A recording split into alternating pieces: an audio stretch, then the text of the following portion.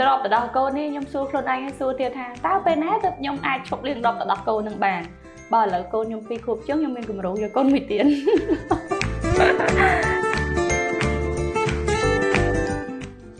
សូមស្វាគមន៍ Slake Baby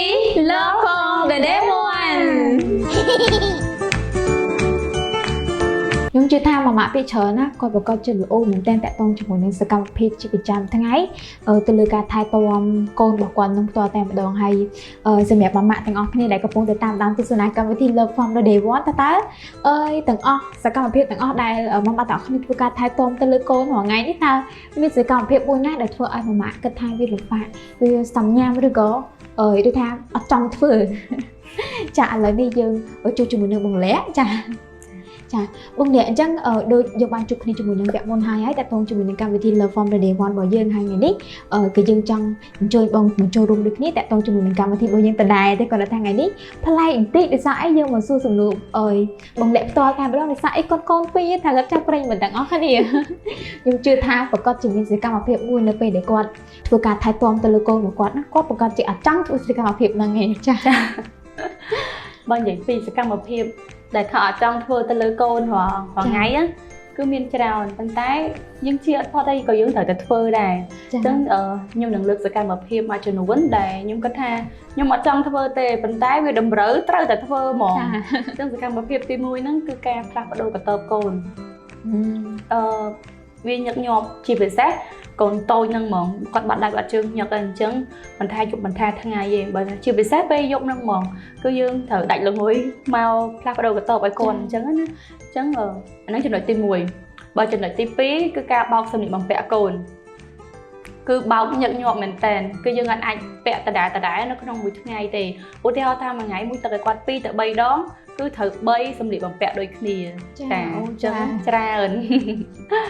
ហើយចំណុចទី3គឺការប្រើផលិតផលលើកូនពេលខ្លះយើងភ័យខ្លាចយើងភ័យខ្លាចក្នុងការប្រើផលិតផលអីមួយអត់ល្អសម្រាប់កូនវាឡើងរោគអាឡែកស៊ីស្បែកឬក៏ផលិតផលខុសប៉ះពាល់ដល់សុខភាពកូនផងដែរចា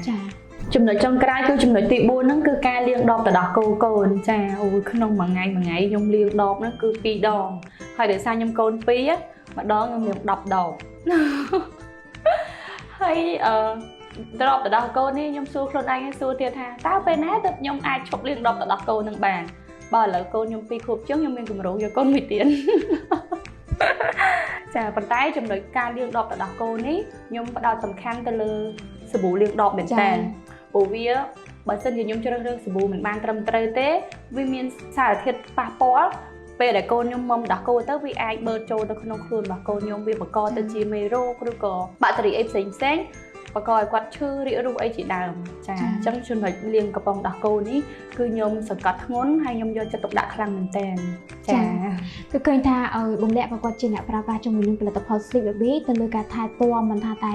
ការងារប្រចាំថ្ងៃទៅលើការថែទាំ baby ទេជាពិសេសនោះខ្ញុំចាប់អារម្មណ៍ជាងគេបងលាក់គឺអូនប៉បចាគឺអូនប៉បអញ្ចឹងបងអាចចែកកម្លេចទៅទៅនឹងអូនប៉បទីអាននេះប្រហែលឆ្នាំហើយអូនប៉បនេះក៏ជាល្បីមែនតើអូនប៉បនេះដើរតាមកូនខ្ញុំចង់3ឆ្នាំហើយព្រោះខ្ញុំចាប់ផ្ដើមទិញឲ្យគាត់លេងហ្នឹងក្នុងអាយុប្រហែល6ខែចាដោយសារពេលហ្នឹងធម្មតាក្មេងទៅដោះញ៉ាំទៅដោះគោគាត់តែងតែមានអារម្មណ៍មួយដែលថាចង់ស្ទាបចង់ប៉ះបើសិនជាកូនមុំគេហៅមុំដោះម្ដាយគាត់តែងតែប៉ះខ្លួនយើងវាមានភាពកក់ក្ដៅតែចំពោះកូនខ្ញុំគាត់ត្រូវការអ្វីមួយយ៉ាងដើម្បីមកស្ទាបបង្អែលអញ្ចឹងក៏ខ្ញុំនឹកឃើញទិញតុក្កតានឹងឲ្យគាត់ហើយដំបូងអត់តមានឈ្មោះទេតែដល់ពេលកូនខ្ញុំចេះនិយាយគាត់ស្រាប់តាគេចេះដាក់ឈ្មោះឲ្យគេហៅថាប៉បអញ្ចឹងមិនជាប់ប៉បហ្នឹងរហូតដល់ឥឡូវហើយតុក្កតាហ្នឹងគឺគាត់ស្រឡាញ់មែនតើពេលថាបាត់ម្ដងគឺយំហី